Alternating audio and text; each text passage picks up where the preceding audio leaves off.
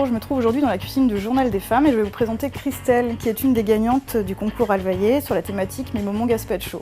Bonjour Christelle. Bonjour Stéphanie. Qu'est-ce que tu vas nous préparer aujourd'hui? Alors aujourd'hui, je vais vous préparer une tarte aux chèvres et aux oignons rouges. Donc pour réaliser cette tarte, il vous faudra donc une pâte feuilletée, 100 g de fromage de chèvre frais, 6 tranches de poitrine fumée, 2 œufs, 2 oignons rouges moyens et 20 cl de crème liquide. Et pour relever ce plat, donc un petit peu de baie rose, du sel de céleri et quelques brins de persil. Et on accompagnera ton plat de gazpacho vert Alvaillé. Alors Christelle, on commence par quoi? Alors on commence par préchauffer son four à 200 degrés. Ensuite, on va s'occuper de la pâte feuilletée. Donc on va l'abaisser dans un cercle à tarte ou bien dans un plat à tarte. Pourquoi est-ce que toi tu préfères un cercle? Alors un cercle permet un démoulage plus facile.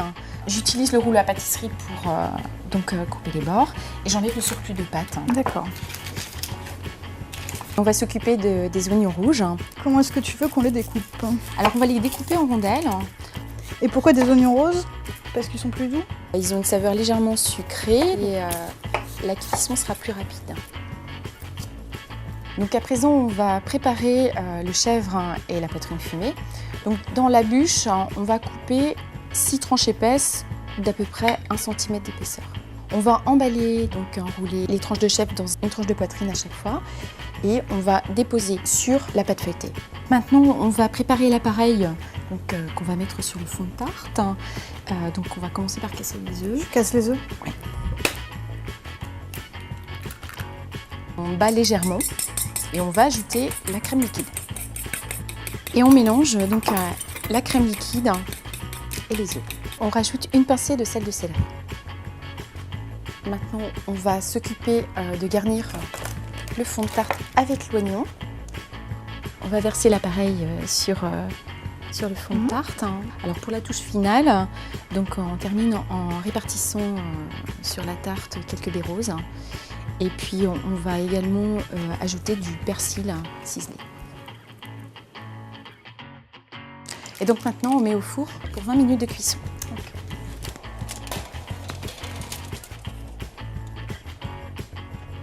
Donc notre tarte est cuite, donc on va à présent la dresser sur le plat et on n'a plus qu'à retirer le cercle à pâtisserie. Et donc Christelle, on accompagne ta tarte avec le gazpacho vert Alvaillé. Merci Christelle. Merci Stéphanie. On va maintenant accueillir la deuxième gagnante du concours Alvaillé sur la thématique Moment gazpacho.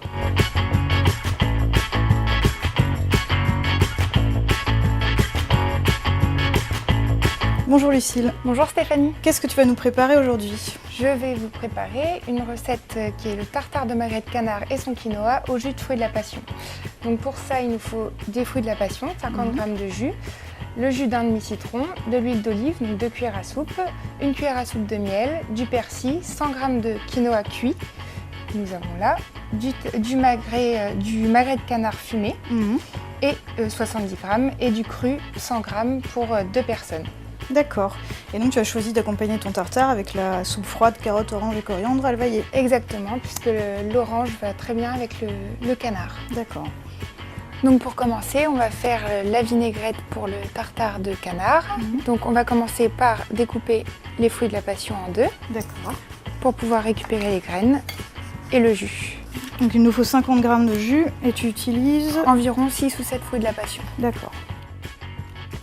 Les fruits de la passion sont dans le chinois, on va passer pour obtenir le jus. On ajoute le jus de 1 demi-citron. D'accord. Et de l'huile, donc une cuillère à soupe d'huile. Ok. Si tu veux la mettre. Oui. Voilà le jus de citron. Et ensuite, on émulsionne un petit peu. À présent, on va s'occuper du magret de canard qu'on va couper en brunoise pour mettre dans la vinaigrette. Donc, en brunoise, en petit dé. En petit dé. Je te laisse faire le fumé, je vais faire le cru.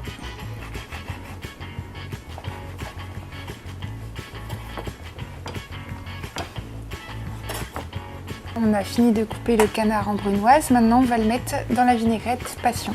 Ok.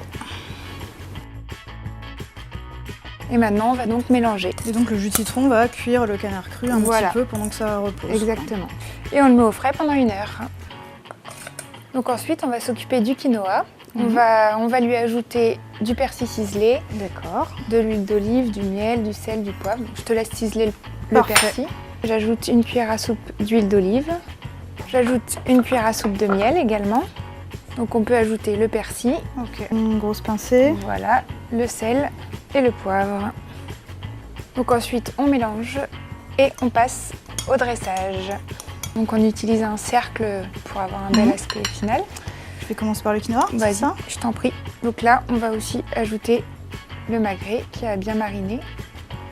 Donc là pour la décoration, on peut prendre une demi-coque et mettre un petit peu de jus dedans. Et la déposer sur le magret. On va décercler.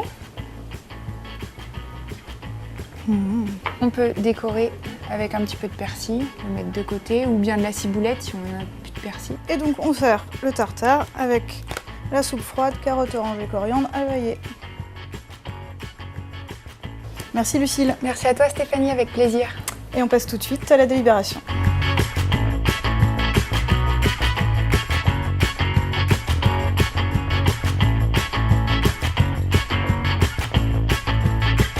Bonjour Christelle. Bonjour Stéphanie. Donc tu fais partie de l'équipe du Journal des femmes. Tu nous as rejoint en tant que jury pour délibérer et choisir ta recette préférée. Donc on va commencer la dégustation. Avec plaisir. On va commencer par le tartare de canard de Lucille.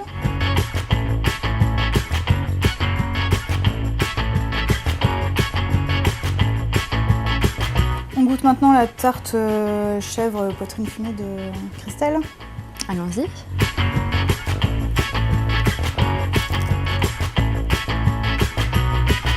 Alors Christelle, qu'as-tu pensé de ces deux recettes? Ils m'ont plu toutes les deux. J'ai beaucoup aimé la présentation du tartare de Lucie avec le petit fruit de la passion que tu verses dessus. C'était très original. Moi qui suis pas tellement chef, je dois avouer, j'ai pourtant été vraiment séduite par la quiche de Christelle avec le lard autour du chèvre.